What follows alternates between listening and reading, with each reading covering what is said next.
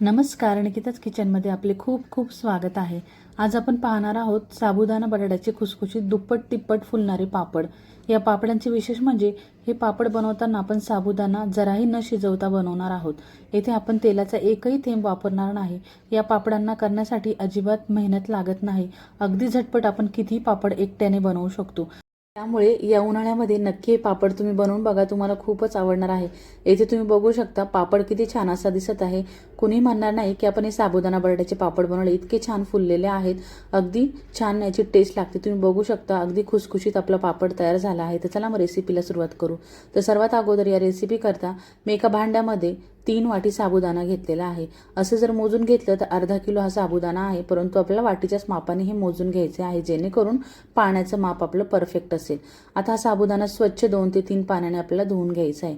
जास्तही चोळून धुवायचा नाही, वरच्यावर असा साबुदाणा इथे मी स्वच्छ धुवून घेतलेला आहे। तर ही प्रोसेस आपल्याला रात्री करायची आहे, म्हणजे 7 ते 8 घंटे छान असा साबुदाणा भिजतो। आता 3 वाट्या साबुदाणा होता, तर त्याकरता आपल्याला दुप्पट पाणी घ्यायचं आहे, म्हणजे 6 वाट्या आपल्याला इथे पाणी घ्यायचं आहे। पाणी इथे मी 6 वाट्या घेतलेलं आहे। परफेक्ट प्रमाण घ्यायचं आहे, म्हणजे पापड छान असे बनतील। तर 6 वाट्या पाणी मी यात घालून घेतलेलं आहे। आता हे पाणी आपल्याला छान असं उकळवून घ्यायचं आहे, म्हणजे गरम करून घ्यायचं आहे। तर अगदी उकळवून घ्यायचं आहे पाणी, म्हणजे साबुदाणा छान असा भिजला जाईल। तर हे उकळतं पाणी आपल्याला या साबुदाण्यामध्ये घालायचं आहे आणि 7 ते 8 घंटे छान असं भिजत ठेवायचं आहे। तर रात्रीचंही तुम्ही ठेवू शकता किंवा दिवसा देखील 7 ते 8 घंटे तुम्हाला हे ठेवायचं आहे। तर आता यावर झाकण ठेवायचं आहे आणि याला छान असं भिजू द्यायचं आहे। खूप छान असा साबुदाणा गरम पाण्यामुळे भिजला जातो आणि याचप्रमाणे आपल्याला हा साबुदाणा हवा आहे, त्यामुळे यामध्ये आपण गरम पाणी घातलेलं आहे। आता यावर मी झाकण ठेवून देत आहे, थोडंसं हलवून घ्यायचं आहे, जेणेकरून सर्व साबुदाणा व्यवस्थित असा भिजला जाईल। आता मी झाकण ठेवले आणि 7 ते 8 घंटे याला साईडला ठेवून देणार आहे। तर रात्रभर मी याला साईडला ठेवून दिलेलं होतं। सकाळी बघते तर साबुदाणा छान असा भिजलेला आहे। तुम्ही बघू शकता इथे मस्त असा साबुदाणा आपला भिजलेला आहे, अगदी सॉफ्ट असा तयार झाला आहे। असंच साबुदाणा आपल्याला या रेसिपी करता हवा आहे।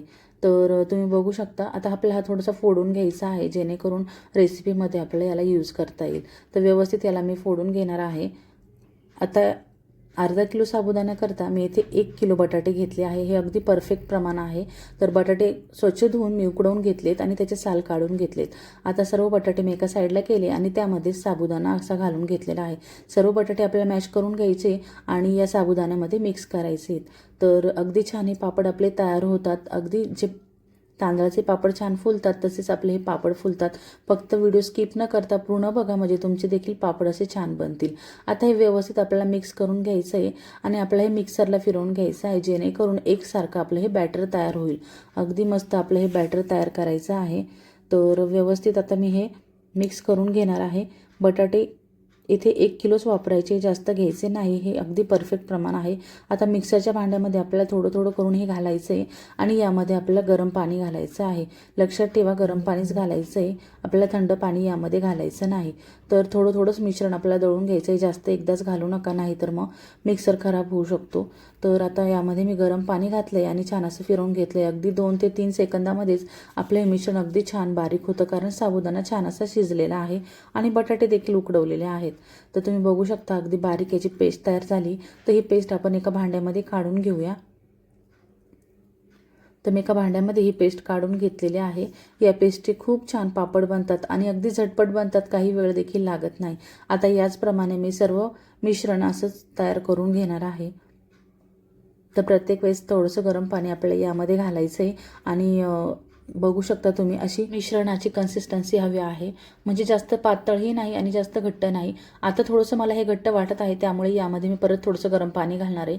तर आपल्याला चवीनुसार यामध्ये मीठ घालायचं आहे आणि इथे मी हिरवी मिरची मिक्सरला फिरवून घेतली, त्यामध्ये थोडीशी लाल मिरची देखील घातली होती, म्हणजे छान असा कलर येईल। यामध्ये तुम्ही जर उपवासाला जिरे किंवा कोथिंबीर खात असाल तर घातली तरी चालेल। आता यामध्ये परत मी थोडंसं उकळतं पाणी घातलेलं आहे, म्हणजे बॅटर थोडंसं सैलसर होईल। अगदी घट्ट राहिलं तर आपल्याला पापड बनवायला थोडंसं कठीण जाईल, त्यामुळे थोडंसं पातळ आपल्याला बॅटर बनवायचं आहे। तर जास्तीत जास्त नंतर मी यामध्ये 2 ग्लास पाणी घातलेलं होतं, म्हणजे 4 वाट्या पाणी मी यामध्ये गरम घातलेल्या होत्या। असं बॅटर आता तयार झालेलं आहे। आता मी पेपर प्लॅस्टिकचा घेतला आहे. अजिबात आपल्याला याला तेल वगैरे लावायचं नाही, काही पापड चिपकत वगैरे नाही. आता फक्त आपल्याला पळीमध्ये असं हे बॅटर घ्यायचं आहे आणि थोडंसं घालायचं आहे आणि पळीनेच आपल्याला याला शेप देऊन घ्यायचं आहे. अगदी झटपट हे पापड तयार होतात. तुम्हाला विश्वास देखील पटणार नाही, इतके झटपट होणारे हे पापड चवीला इतके स्वादिष्ट लागतात आणि छान असे फुलतात. यामध्ये आपण कोणताही सोडा, पापडखार यूज केलेला नाही, तरी देखील मस्त असे आपले पापड फुलतात. तर याचप्रमाणे मी सर्व पापड तयार करून घेणार आहेत. एवढे पापड बनवण्याला फक्त मला 20 ते 25 मिनिटच लागलेले होते. अगदी झटपट हे पापड तयार होतात. फक्त पळीने आपल्याला बॅटर घालायचं आहे आणि त्याला असं थोडंसं पसरवून द्यायचं आहे. जास्तही पातळ करायचं नाही, कारण सुकल्यानंतर ते खूपच पातळ होतात. थोडेसे जाडसरच ठेवायचे आहेत. अगदी 2 ते 3च टाईम आपल्याला फक्त ही पळी फिरवून घ्यायची. तुम्ही बघू शकता अर्धा किलो साबुदाण्यामध्ये खूप सारे आपले असे पापड तयार झालेत. अगदी छान हे सुकतात. तुम्ही सावलीतही सुकवू शकता आणि उन्हातही सुकवू शकता. 2 दिवस कडकडीत उन्हामध्ये छान असे सुकवून घ्यायचे आहेत.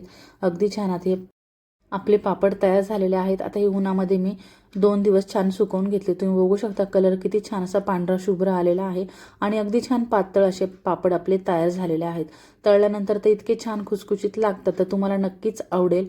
तर बघू शकता अगदी पातळ माझा हात देखील यामध्ये दिसत आहे. अगदी छान पातळ असा पापड तयार झालेला आहे. आता मी तुम्हाला हे पापड तळून देखील दाखवते. कोणताही पापड तळत असताना तेल अगदी कडकडीत गरम करून घ्यायचं आणि मीडियम गॅस नंतर करायचं आहे आणि त्यानंतर छान असे आपले पापड तळून घ्यायचे. तुम्ही बघू शकता अगदी दुप्पट तिप्पट असा हा पापड फुलत आहे.